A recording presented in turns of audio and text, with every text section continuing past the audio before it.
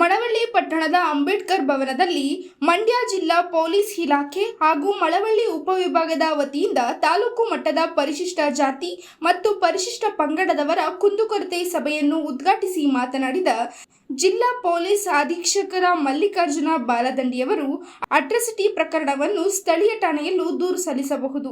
ಒಂದು ವೇಳೆ ಪೊಲೀಸ್ ಠಾಣೆಯಲ್ಲಿ ದೂರು ಪಡೆಯಲು ನಿರಾಕರಿಸಿದರೆ ಅಂತಹ ಪೊಲೀಸರ ಮೇಲೆಯೂ ಕ್ರಮ ತೆಗೆದುಕೊಳ್ಳಲಾಗುತ್ತದೆ ಎಂದರು. ಕಾರ್ಯಕ್ರಮದಲ್ಲಿ DYSP Krishnappa, town inspector Ravikumar, Halaguru circle inspector Shridhar, ಗ್ರಾಮಾಂತರ ಇನ್ಸ್ಪೆಕ್ಟರ್ ಮಹೇಶ್, ಪಿಎಸ್ಐ ಪ್ರಕಾಶ್, ಲೋಕೇಶ್, ಸಿದ್ದರಾಜು, ಶರಣರೆಡ್ಡಿ ಸೇರಿದಂತೆ ಹಲವರು ಭಾಗಿಯಾಗಿದ್ದರು. ವಿಷಯಗಳ ಬಗ್ಗೆ ಚರ್ಚೆ ಆಗ್ತದೆ, ಸಂಬಂಧಪಟ್ಟ ಇಲಾಖೆಯವರಿಗೆ ಆಗ್ತದೆ.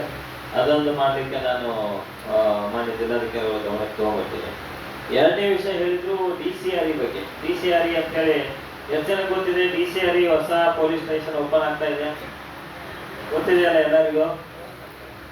ಸೊ ಸಾಮಾನ್ಯವಾಗಿ ಜಿಲ್ಲೆಯಲ್ಲಿ SC/ST ಸಮುದಾಯದವರ ಮೇಲೆ ಆದ ದೌರ್ಜನ್ಯ ಪ್ರಕರಣಗಳನ್ನು ತನಿಖೆ ಮಾಡಲಿಕ್ಕೆ ಈಗ ಹಿಂದೆ ಇದ್ದ ಆಕ್ಟ್ ಪ್ರಕಾರ DSP ಮಟ್ಟದ ಅಧಿಕಾರಿ ತನಿಖೆ ಮಾಡ್ತಾ ಇದ್ರು.